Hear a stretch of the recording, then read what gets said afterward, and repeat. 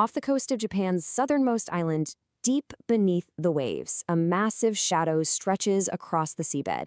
It's a structure that for decades has been at the heart of a silent but very intense debate.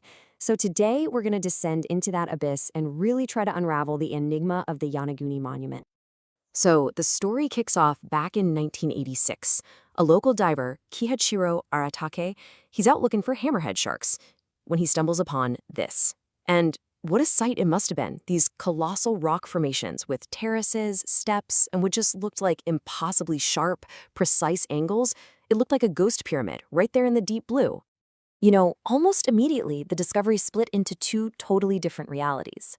On one hand, could this be the ruins of some lost civilization, a city swallowed by the sea thousands of years ago? Or, and this is the darker take, is it something else entirely? A feature on a hidden battlefield, an asset in a war fought in the shadows. Okay, so let's dive into that first theory. We're opening up the case file on a potential lost city. This is the argument that what that diver found was not made by nature, but absolutely by human hands. Now, the main guy behind this theory is Professor Masaki Kimura. After years and years of dives and research, he's come to the conclusion that this is a planned, monolithic structure. And what's so fascinating is how he's mapped out what he believes are deliberate features, parts of an actual city complex. And Professor Kimura's evidence, you got to admit, it's pretty compelling. He points to what look like tool marks, specifically these scars from ancient stone-splitting wedges that would have been used to quarry the rock. He's identified a very distinct archgate, reliefs that look like giant turtles, and even a structure that looks a lot like a stadium, complete with steps like bleachers. For the people who believe this theory, this is basically a checklist for human construction. And here's the kicker, the timeline. If Kimura is right, this thing was built about 10,000 years ago. Think about that. At the end of the last ice age, sea levels were 130 feet lower, so this monument would have been on dry land. If that's true, it would completely change our understanding of prehistory. It'd be one of the oldest man-made structures on Earth, period. All right, let's leave the ancient world behind and surface in the here and now. We're going to look at this monument through a totally different lens, not as a ruin, but as a feature in a modern theater of war. And this is where the story gets a lot darker, shifting from archaeology to espionage. So, to really get this perspective, you have to understand a key military idea, the undersea battle space. This isn't just empty water. It's a super complex, three-dimensional environment where every little feature on the seabed, every current, every change in temperature, it can all be used to get a tactical advantage. It's really about controlling the abyss. See, in the last few decades, naval operations have moved from the wide open ocean to these complex coastal areas. And the East China Sea, right where Yonaguni sits, is one of the most strategically vital and, frankly, contested waterways on the planet. Out here, stealth is everything. And the seafloor, well, that's the ultimate terrain for a hidden war. And right here, you can see the two realities of Yonaguni, side by side. What an archaeologist sees as terraces and walls, a naval strategist sees as natural acoustic baffles that could hide a submarine sound. Those ancient steps, they become perfect hiding spots for unmanned underwater vehicles, or UUVs. And those carved plazas could be ideal platforms for deploying secret sensor networks. This all fits into a much bigger picture, We are right in the middle of a new undersea arms race.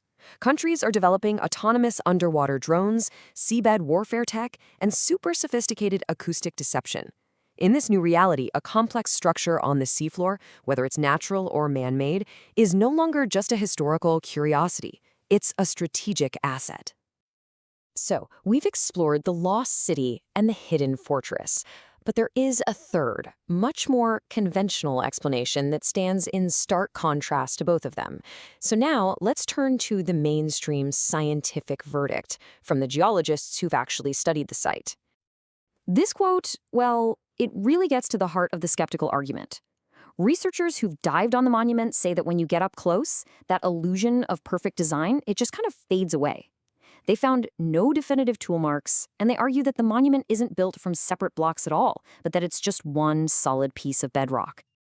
So how could nature possibly create something that looks so artificial? Well, geologists tell a pretty compelling story of immense power and a whole lot of time. It all starts with layers of sandstone, laid down like pages in a book. Then, the incredible pressure of tectonic activity creates a grid of straight-line fractures. And for thousands of years, powerful currents act like a sculptor's chisel, just breaking away stone along these pre-existing lines, carving this masterpiece of geometric illusion. So when you look at these close-ups, you really have to ask yourself the question, are these pathways proof of advanced engineering from some lost civilization, or are we just looking at the awesome architectural power of geology itself? I mean, the eye wants to see order, but nature can be a brutally precise artist. And so, here we are, just suspended between these competing realities. A lost city, a strategic asset, a geological fluke.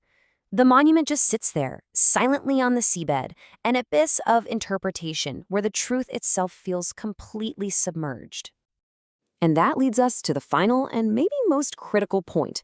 In the world of military intelligence, objective truth can be a luxury. If a nation believes the monument can hide a threat, they will act as if it does. Perception becomes reality. And because of that, the future of this structure might have very little to do with its past.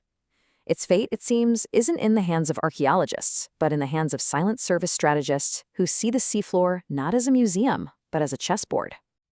In that deep, dark water, the ghosts of a potential ancient people swim right alongside the silent electronic pulse of modern hunters.